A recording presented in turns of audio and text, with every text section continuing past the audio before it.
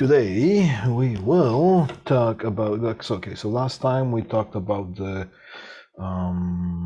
network topology, and today we will cover the, it is the network types.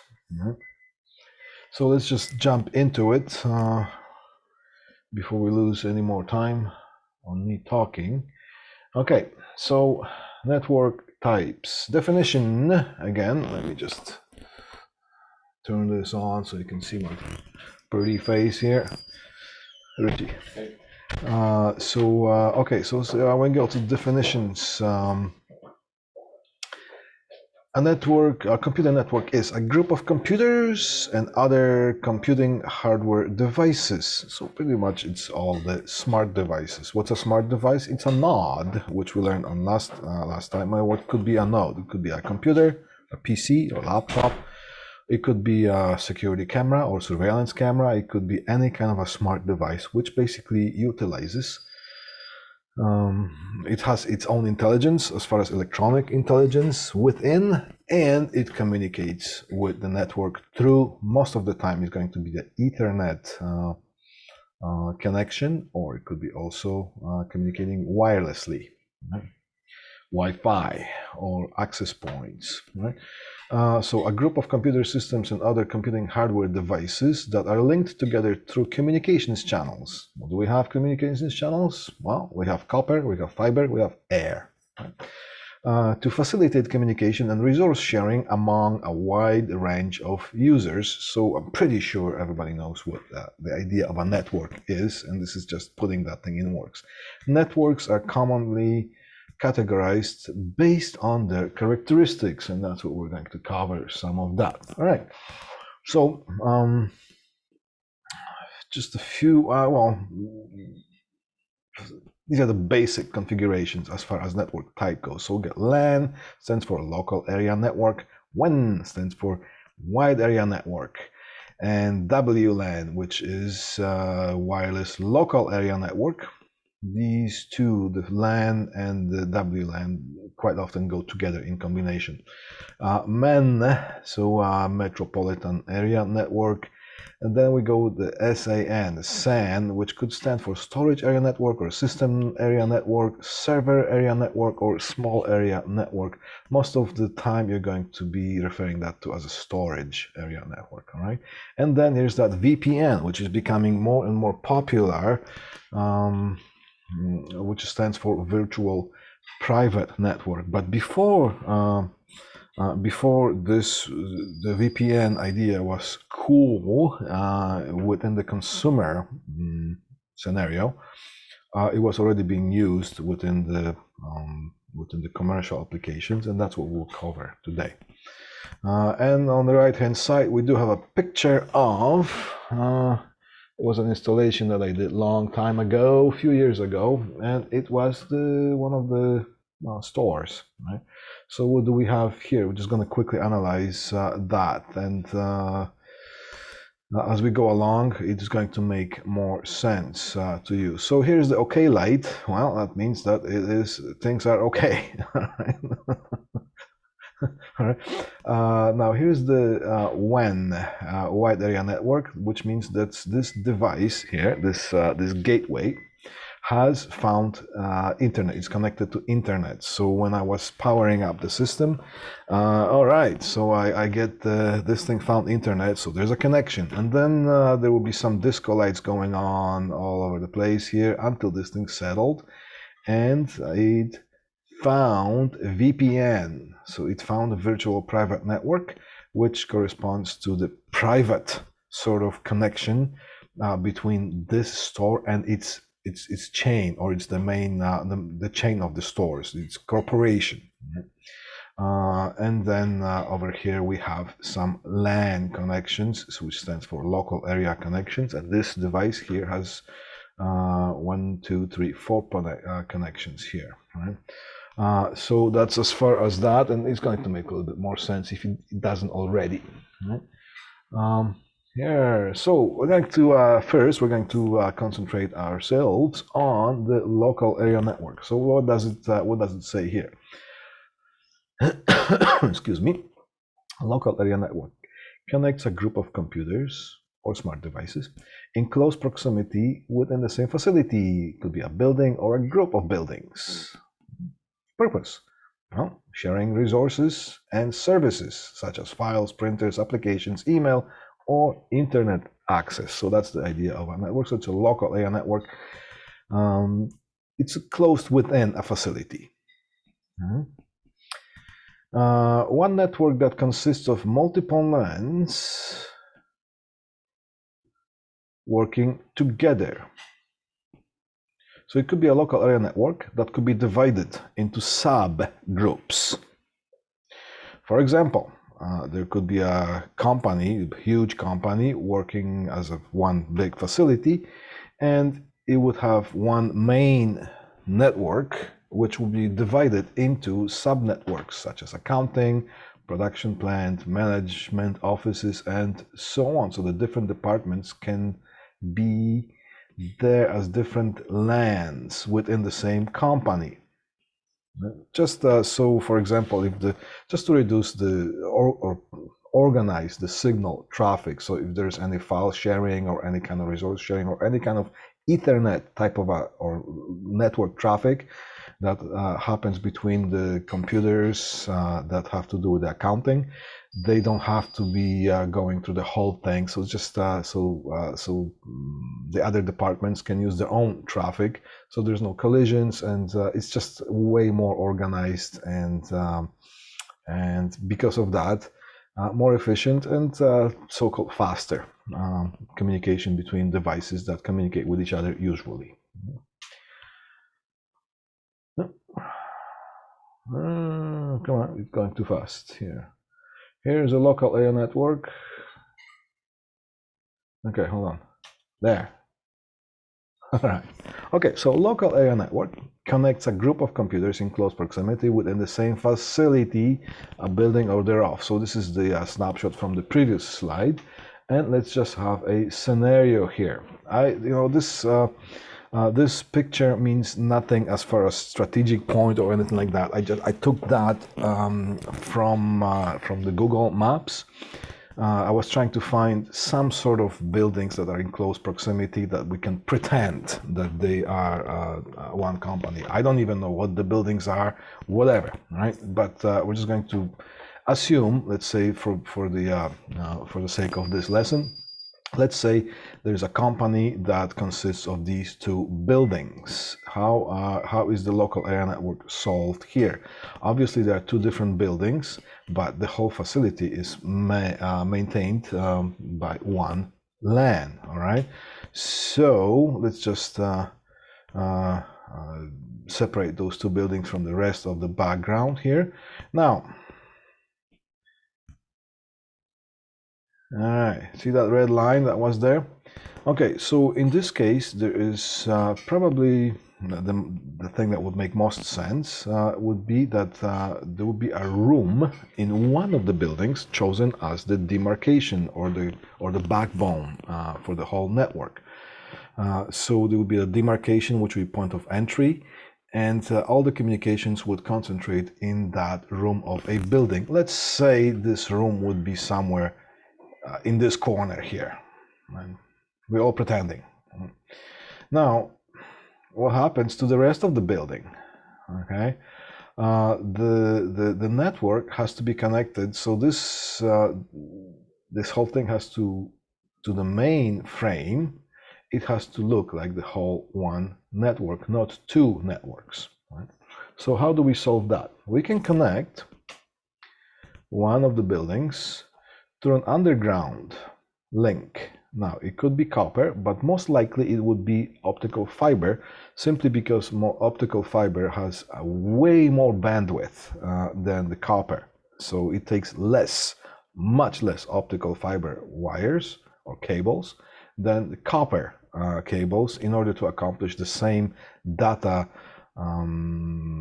traffic capability. Okay, so there's one way of doing that. If it's copper, then it would have to be a lot of wires, and those two rooms, so there'll be a switch here connected to another switch on this in this building.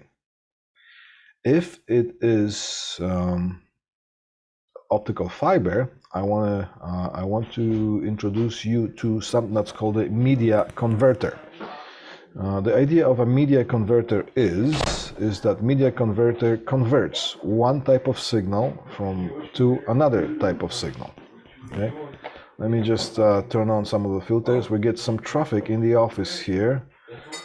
So all right, I turn on some of the filters, should filter out some of the background noise. All right.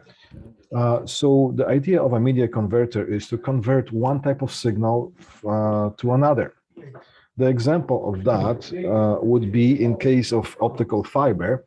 We have copper wire electrical signals going through the copper wiring on one side, and we have another subdivision or subnetwork on the other side with all copper wires. Right? Now, these two are going to be linked through a fiber optic or optical fiber link. Now, we have to have something that converts the electrical signals into light pulses, and then something that is going to receive the light pulses and convert it back to electrical signals so they can continue on. And so the communication goes this way. But what if the communication goes the other way? So the same device will have to have the capability of converting the electrical signals to light pulses that can be transmitted over the optical fiber, and the other one will be the receiver. So it's a transmitter and receiver on one side, transmitter and receiver on the other side, and they're like cross-connected to each other. So that's the idea of a media converter. Right? Now, there's no one way of one type of a media converter. Because if you don't say, so, well, do you know what media converter is? Yeah, it's something that converts copper into fiber signal. Right? Not necessarily, because there could be another media converter that would convert the electrical signals or the copper links, the signal that travels through copper, to the wireless signal. So it could be a media converter that converts the electrical signals into radio waves, and then there would be a communication going on as well. So this type of media converter would convert Ethernet signal into the wireless carrier, and then it would receive that and pass it on. And this so there would be a transceiver, which is transmitter and receiver in one device. So the communication can go both ways. It's a very popular way of doing it. Either the fiber, all right, fiber is a great way of doing it, or the wireless. If I ever had a choice, my first choice would be fiber. Why fiber? Well, optical fiber is basically either buried underground or there's a physical link going overhead, but most of the time we bury it underground. And it is not susceptible to any kind of interference as far as line of sight or maybe electromagnetic interference. Line of sight would be, there could be, I don't know, some tree growing between those two buildings, and let's start obstructing the view, because those transmitters, the transceivers, they have to have something that's called a line of sight. They have to see each other when it comes to that. So that would be my my first choice if I were installing a network of that type. Now, sometimes it's not that possible, because when it comes to optical fiber, it's a physical link that you have to extend from one place to another. So, you know, you have to go and dig a trench and bury the wire and do all kinds of construction things that go on. So it's a little bit more labor intense and sometimes not possible. So that's why this wireless LAN or the wireless link was also invented in order to accommodate that. Both of them are very popular solution. In fact, sometimes there would be like security cameras in one part of the facility or the business, and they would be those security cameras or the surveillance cameras would be communicating with one server or a switch inside that building, and that signal could be sent through now either fiber optics or the wireless link to the main server. Right. The advantage of the fiber optic is that it's less susceptible to any kind of interference, but it's more complicated to install. While if you compare that to the wireless link, it's much easier to install. It could cover, it's much more easier to install, because you just have to basically puncture the hole through the wall and install the mast, and on that mast you have to install the antenna. And then on the other building, you have to install antenna that basically sees the first antenna. They see each other, they talk to each other, but it is more susceptible to interference, right? Would that be a security risk, having radio wave conversion to yes, that's and that's why there will be depending on the type of facility and the security levels. Sometimes it would be a no-no to install this type. The high security places would be something like banks and things like that. All right, but when it's just a regular kind of security cameras, and if this thing goes out of line, it goes offline, nobody's going to complain that much. So it depends on the type of facility. Yes, good point, Austin. That would very well present a security risk when it comes to, but depends on the security level that's required for whatever the facility is. Right? Now, LAN cable structure. I'm just going to go back to the media converters for a second. Now, other type of media converters that you pretty much walking by all the time, not realizing. Like, for example, there would be facilities such as fast food places like McDonald's, Burger King, Tim Hortons, whatnot. All right, and you can see behind the salespeople up, there will be those menu boards. It used to be just physical things that people would just put stickers on, and they would print it and they would post it. But now the menu boards are more advanced. They are a bunch of monitors. And quite often most of the time, they are synchronized with each other. So be 1, 2, 3, 4, 5, 6 monitors, and they will be synchronized. So if somebody shoots a ping pong ball, the ping pong ball goes from one to another monitor to another. So what happens is that originally, or a few years back, there will be just regular TVs or flat screen TVs or monitors. And on the back of them, they would have the media converters, which would be a box that would connect to an Ethernet signal, and it would go to the main server. And then the other side of the box would provide the signal to the monitor. Right? Then later on, the next step would be, as the technology was advancing, they would have the built-in slots for the cards. So it'll be a media converter card. So, and each card would have an address, and those cards would have to be placed into specific monitors. So media converter number 1 goes to monitor number 1. Media converter number 2 goes into the slot of the monitor 2, and so on. So then when the signal is being injected or provided from the outside, those media converters would work with each other in a certain way. If you mixed some of those, so then the ping pong ball would just go from one thing and then go to the third monitor and then come back to the second one and something like that. So so that's all. It's all synchronized. Later on, the technology at present, right now, those media converters are built in to the monitors that are being installed. Right. So this is just a bit of a history background.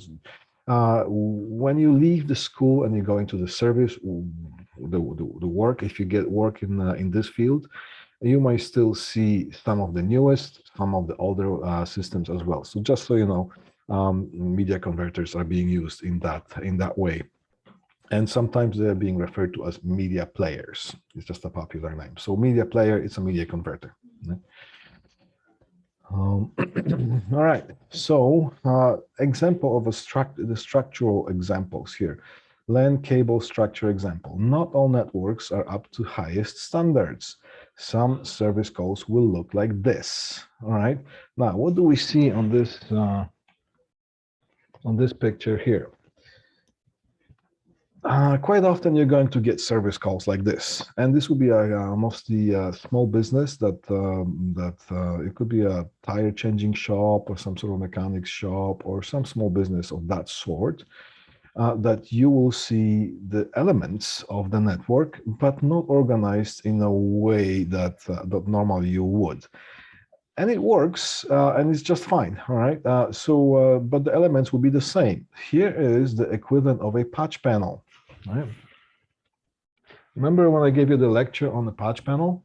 All those cables that are going to the smart devices, such as PCs, computers, or cash registers, or whatnot, they home run to one place, and you can either install a patch panel, or you can just terminate them on the jacks. And there's like 1, 2, 3, 4, 5, 6, 7, 8 nodes going around. So yeah, somebody got a way of installing just quadruple outlet here and quadruple outlet there, and just terminate them and use that as the main patch point. All right. So from here, the cables go to the field. They're the field cables, and these are the patch cables. And look, somebody doesn't even bother trimming the zip tie here. It's just hanging ugly like that. All right. So the patch cords go into the switch, and from the switch they go into the router or gateway or whatever the communication devices go connect this this switch to the outside world, and it's just basically stuck on the shelf, and that's what it is. So you can still see the elements now. Without being judgmental, you just go there. Somebody called you to service that network, and maybe one of the patch cords was bad. Maybe there's no connection, and sometimes those facilities are part of a larger chain. So most of the time, you're actually going to be on the phone with the support person that is basically servicing that network from the setup point of view, and they just need you to go and either replace the switch maybe, or add some points to that, and they have to be brought online. So most of the time, the network service calls or installations, you'll be quite often you'll be working together with some other technicians that are sitting somewhere. It could be anywhere in the world that are servicing this network from the IT point of view. So that's what you can expect when you go there. And this is actually a clean one. At least this was a clean one. Sometimes there's a bunch of grease and all that stuff. Depends on what kind of facility it is, right? All right. And some of the service calls or installations, you will see that's an extreme here. This is a main distribution frame. I think it's a Google. I just took that off the internet. Now, sometimes you're going to see just maybe 1 or 2 racks like this, or maybe if it's a bigger facility, you're going to see maybe a room that is 1/20th size of that room. I just wanted you to see this one here. So now, one thing I'm going to point to you, which is going to lead to the next slide. Consider the power requirement to service the equipment. The power that goes into it is huge, okay? Just as I say every year when I produce that slide, this just one rack like that. See, just one vertical rack here is capable of producing heat of maybe 2 barbecues running full blast. So, so just think of the power that goes into supplying all of that, right? Now, because they are actually producing heat, they're generating heat. Not only you need the power to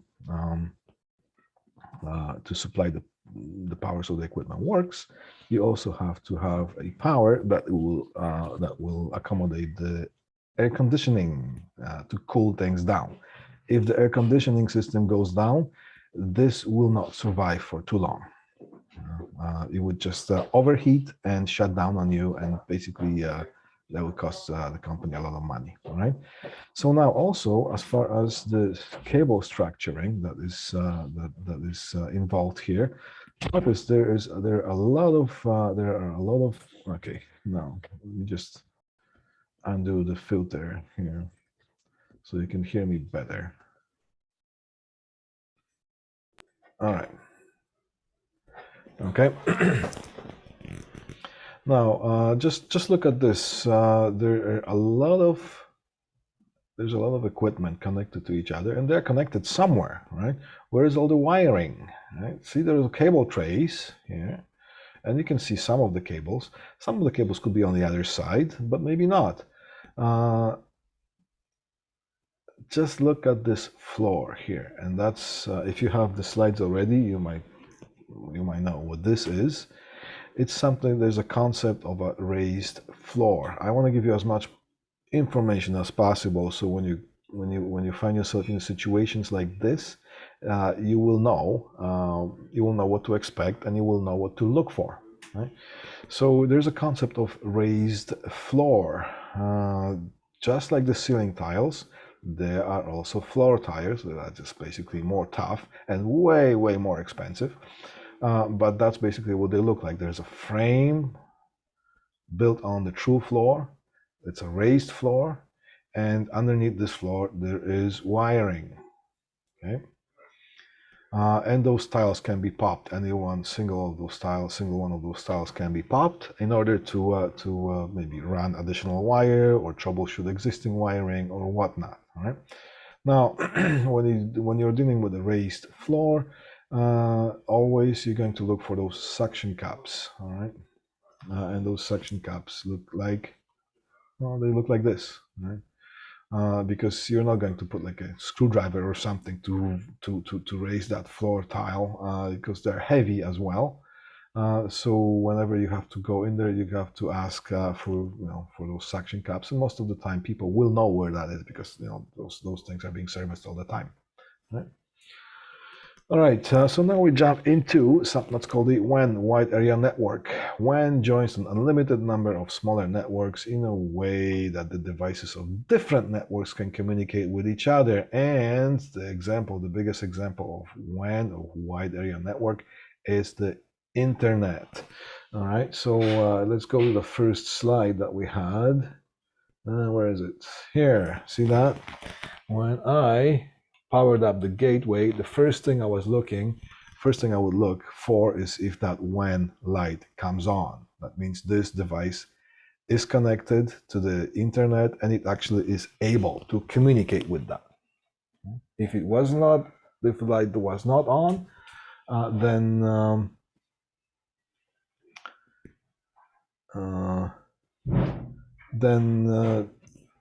either it's a hardwired connection that's in trouble, or maybe there's a part of a setup that would require you to do that if you are qualified and know what you're doing, and that's part of your job, or there's another person that you would hire or work with, or this equipment would be shipped to you by a company that services the whole business. When you're looking for jobs and you work into a large department store like a Home Depot, Rona, or Lowe's, Home Hardware, or whatnot, you're going to see some service technicians sometimes servicing things. Those people are not hired by that company, by that store. There's a main company that services, let's say, all the Home Depots, right? I just happen to know which one that is. They're in Minnesota, right? So they service the whole network of Home Depots. Every single Home Depot in North America or wherever else, they are being serviced by them. And they have communication with local companies, local IT companies, or communication companies that they communicate with, and that's how things are being serviced. So that's how this thing works. So wide area network, the biggest thing is basically the whole internet that connects the whole world. All right. Now, how some of the hardwired connections translate into some of that? This is just an example of the so-called a box that you would be receiving if you are subscribing to an internet service. Let's see from left to right. What do we have? We have the power, so that's okay. We have the reset button, so we can reset the whole thing and use that wisely, because sometimes It's not one size fit all. Sometimes you press the reset button and it just resets in a certain way, and sometimes you press the reset button and it resets the whole thing. So before you press that, you just have to make sure that that you know what action is going to happen. All right. Now here's 1, 2, and 3, and 4 Ethernet ports. Now with this one here, you can't see it, but I'll tell you what this one says: LAN 1/when. Okay. So this port can be used to be plugged in to the internet provider. Right? So it could be plugged into another modem. If the modem part of this box is not being used, and then the other LAN ports could be connecting directly into the smart devices such as computers, printers, or whatnot. Or they could be connecting to a switch that would provide you with more outlets. So that one, let's say if you plug that LAN 4 into a switch, that switch would give you, let's say, maybe 12 or 8 or 24 other connections just like that. Now the speed is the bandwidth is going to be divided by, so those are going to be just that much slower, but sometimes the speed of this gateway here is sufficient enough to provide enough speed for all these. So this just, the whole thing works well. And so if that's the case, that if this box here, I call it the box because sometimes it's a modem, gateway, and a switch in one box, right? But if there was no separate modem from that, if the modem part of this box was used, then this is possible to connect the DSL. What does DSL stand for? It stands for Digital Subscribers Line, right? So this would be connecting to either a dry loop that is provided to the facility or to the telephone wire, because it's a telephone outlet. So it utilizes telephone wiring that the internet is going through the telephone line. So either goes to the dry loop if there is no phone signal, or you can connect the whole phone line, and this is going to pick the DSL signal out of that. Right? It's just that if you don't have the filter that we talked about previous lectures, you're going to hear that DSL noise in all the phones. But that's why we have the DSL filters. Right? And then you have 1, 2, 3, 4 LAN ports for that. Right? So this one here, it has the DSL port, but it could have another port. It could be having the cable port, right? It's a coaxial cable, right? Or it could be having an optical fiber port. So this is just one example of one type of a device, but there are many. Okay. How are we doing with time? Yeah, we're good. All right. Wireless local area network. As the word wireless suggests, I'm just reading what I wrote here, this is a type of LAN that uses wireless network protocols to establish communications between devices. This is what a wireless access point, or WAP, WAP, looks like. Sometimes it's called WAP, sometimes it's called AP, sometimes it's called IP. Yeah, or Wi-Fi box, popularly called, right? We have those around our school all over the place. Right? This one is done by Cisco, but there are different companies. I think in our school are also Cisco. So this will be the wireless devices through which your cell phones and your laptops are connecting to the school network. And then you're using the internet from there as well. You're using your FOL, or you're using the internet access. So here's a little question here. Is it possible to have a complete, almost 100%, what do they say, almost wireless network? Most residential systems, that would be the case. All right. Why did I say almost? But because even if it says wireless device, it still has to have some sort of a wire connected to it, simply because, for example, you need to connect it to power. All right. Plus, it also needs to have, most of the time, a wired Ethernet connection to the main network, and then from that, it has wireless channels that you connect with with your cell phones or your laptops wirelessly too, right? So is it possible to have a complete almost 100%? Yes, it would be most of the residential systems right now that everybody is just connecting to the Wi-Fi. Right? Or WLAN can be part of a LAN where some devices are connected with copper or fiber optic links, and some other devices communicate with the network through the wireless access points. Okay? So there's no say that if it's a LAN, it has to be just one type, right? It's just whatever needs to be installed is installed. In our school, we have cables going, you plug in the computers that are basically stationary computers and other devices such as cameras. They're connected through the wires, and most of the time that would be Ethernet, Cat5e or Cat6 or Cat6a, some of them Cat7 even. And some of them are communicating with the devices. Some of the devices communicate with the main network through the wireless. Can you spot the wireless access point monitor in the hallways? Yes, presently, and now it's to 2021.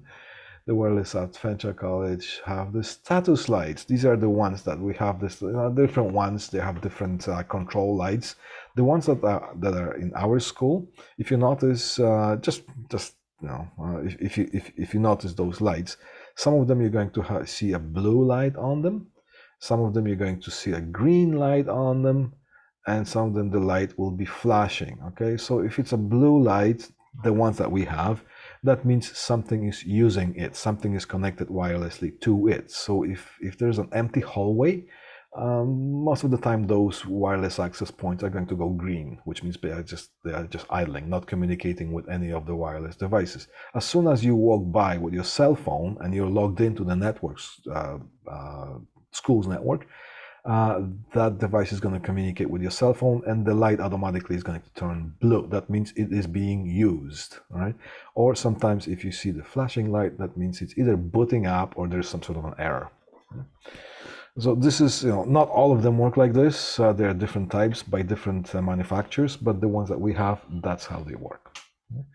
Wireless local area network. Also, it's a popular thing in business conference rooms when they have guests being invited for different kind of meetings and whatnot, or maybe some of the own workers. It's a very popular way of installing the wireless access points. Also, all the restaurants right now, most of the restaurants are equipped with the Wi-Fi, and they even advertise they have Wi-Fi access. Just try not to ask the local hot dog cart guy what's your Wi-Fi password, because that would be silly. All right. All right, so now Metropolitan network, area network, network spanning a physical area. Spanning means basically it's extending over, covering, right? Larger than LAN and smaller than WAN, because WAN is the biggest thing. It's the World Wide Web, right? Now, smaller than, larger than LAN because it's called Metropolitan Area Network. Also popular within the cities, such as such as a city. MAN is typically owned by and operated by a single entity, such as government body or a large corporation, such as a city, right? So as an example, all the traffic lights, they are connected sometimes through the wires and sometimes wirelessly. If you see a traffic light and you see some kind of a weird device that looks like maybe a clipboard, it's white, it's probably the antenna, the wireless antenna, that it communicates with some main frame somewhere that the traffic lights can be controlled from that. And also goes with the security cameras, the traffic light cameras and whatnot. They could be connected through wires, or they could be connected wirelessly through that. Right? So MAN stands for Metropolitan Network Area. SAN, System Area Network or Storage Area Network, links high-performance computers with high-speed connections in a cluster configuration, also known as a cluster area network. And there's a bit of a picture here. There's some network that is in Paris, and there's a network for the same company that's in New York, and they could be using some storage. Now, Example of a storage area network would be, well, let's say school board, a large school board that employs maybe 10,000 people or 20,000 people. They have human resources department, they have the accounting department and whatnot. All the data has to be stored somewhere. Right? So now just imagine, let's say something happens to that building. Maybe there's a fire or maybe something destroys that building. So all the mainframe, all the storage that it goes with people, personal data, all the paychecks that have to be written, all the stuff that goes with it, it would disappear. Right? So what happens is that all the data is being copied, and maybe in some school there's a designated area that there's a server that basically has a virtual copy of what's and it's the backup happens all the time, that basically it's a virtual copy of what the mainframe has.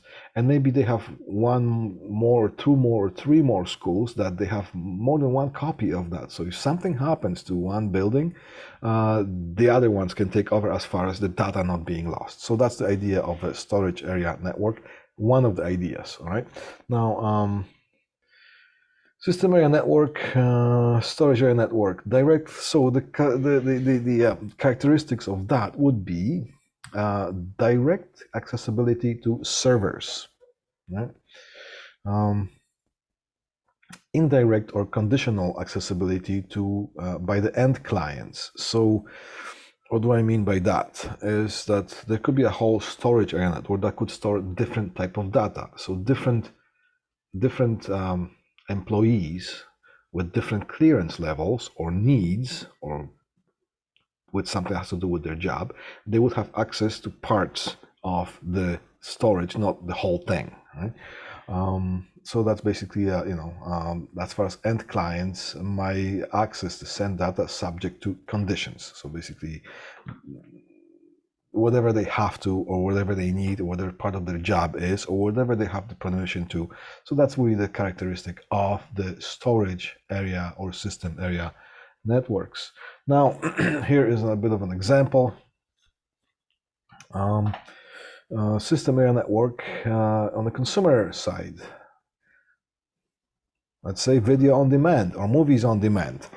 All those movies and all those programs that you can order from the local television provider, they are on a storage area network, type of a network that is installed there. Now, I'm still waiting for the royalties because somebody has stolen my picture and they put on this presentation here, and I still haven't received a penny. Can you see the resemblance? There you go. All right. So this will be the example of videos on demand. What happens? How does that work? That was a joke, by the way. All right.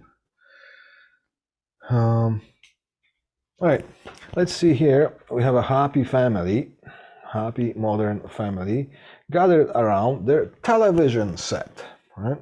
How does the television set connect to the network when that family decides to watch one of their favorite shows? All right. So that television set is connected to something that's popularly called the TV box. And look at that. I put them in brackets or parentheses that this is just another way of calling a media converter. But popularly for the consumer side, it's called a TV box. Right? That TV box or media converter connects the modem. What does modem stand? Modulating and demodulating signal, right? So on this side of the modem, you have a digital signal, and on this side of the modem, you have the whole signal is in an analog form, such as radio waves and whatnot, or waves traveling through the fiber optics or the coaxial cables as well. Now that connects to the cloud, all right? And the cloud is basically wide area network, the internet, right? So that's on one side. Let's see what happens on the other side. Right? These are pictures I took from one of the local television providers somewhere, right? So from the cloud, from the internet, we get a connection to the signal routing system, whatever that might be. And that signal routing system connects to something that is called the media retrieval racks, or they could be called in some other ways, but media retrieval racks is the most popular name for that. Here's the rear view, and here's the front view. What is it? They are basically a bunch of hard drives. Hard drive. Let's see how many hard drives there are, all with the movie content, or the whatever the shows that you might want to order. And that's basically this magnification of that here. Magnified view. This rack contains, like for example, I just counted those. This rack contains 230 hard drives, each storage of 1.8 terabyte. That was a few years ago, full of movies, shows, and otherwise audiovisual content. So that's also the idea of the SAN storage area network. Okay. Now, the end clients would have certain rights based on conditions. Well, most of the conditions would be you have to pay money for whatever movie you want to watch. So that'll be the condition, and then you will get access to that particular movie. All right, VPN, Virtual Private Network. Virtual Private Network is a secured, it's a secure virtual created within the internet, a tunnel between two or more devices. Right? VPNs are used to protect private web traffic. So it's a designated bandwidth within the internet that is unpenetrable by the regular user. In a commercial setting, a large corporation such as Walmart would have their own virtual private network. And all the cash registers, all the managers' computers, everything else is connected to that main virtual private network, including that mainframe or few of those that are somewhere in the world. Right? So any kind of a transaction that goes in a cash register is connected through the VPN, virtual private network, that is designated for Walmart only, or Home Hardware, or Tim Hortons, or Burger King. They all have their own, all the stores that are part of the larger chains, they are all connected to their own virtual private networks. That's why whenever you're going to install the router or a gateway into the whatever facility, you are most of the time going to look for that VPN light to come on. If not, then you're going to have to consult whatever the IT department is for that particular business or facility. And there are some other virtual private networks for the shopping or the ATM machines and whatnot. So basically, that's the idea of a virtual private network. Now you can, there are some privately available, consumer available VPNs. Some companies do advertise that you can join the VPN and have some different type of access to the internet or whatnot. So that's basically so there could be a main server sitting in somewhere else, and then you can watch some locally available shows to wherever that server is. You know, is it legal or not, half legal maybe, or something like that, or whatever it is. But you know, if somebody is offering officially that money for that service, so I'm just not sure how the legality of that is, but it is something that exists. You probably have seen it a lot of times. All right, now VPN also is being used for the VoIP, which stands for Voice over IP telephone systems. Okay, let's say here's a map of the world. All right, now on this map of the world, there are facilities, there are buildings that are owned by one company. Okay, now this company, before the VoIP system was implemented, they would be using locally available POTS lines, plain old telephone service lines. So if this somebody in the office sits in Canada, wants to talk to some of the coworker that sits in the same company but in the office in Asia somewhere, then they would have to dial long distance, make a connection, talk to them, and hang up. And so the long distance charges would apply. Plus, the POTS lines would cost a lot of money to because the bigger the business, the more telephones are there, the more telephone lines you need, so the traffic can flow easily. Right? So now when you have the VPN connect VoIP, right? Voice over IP, voice over Internet Protocol, VoIP telephone systems. Those VoIP telephone systems connect to the VPN. Now, as long as everybody, all those buildings are connected to the same VPN, then whatever the guy sits in the office here in this building, and it's the same company that connects to the same VPN somewhere in Africa, right? They just dial the extension number, so there's no difference between me sitting in that building and calling somebody who sits in the cubicle next to me, or somebody who sits in Africa who's connected to the same VPN. So it's just be like an internal call, right? Can we exist without internet? Click on that. You're going to see some funny pictures, and here's some reference here. All right, so this is as far as we're going to cover the network types. Would there be any different types? I'm pretty sure maybe some other. As the technology advances, maybe there will be some different ways of networking applied and maybe named. But that's in a nutshell. That's basically the idea of network types. All right, so you have 8 minutes to go to your next class. I was watching the clock, so you are not late for your next class with Mr. Hagar. And that's pretty much it. I'm pretty sure you're enjoying the labs with Mr. Schizler. And everything's going smooth and nicely, so you can expect a quiz and a test coming up soon. So quiz first and then test. Same idea as the previous quiz and previous test. It's going to be online. Cool, guys. All right. I'll see you when I see you next time.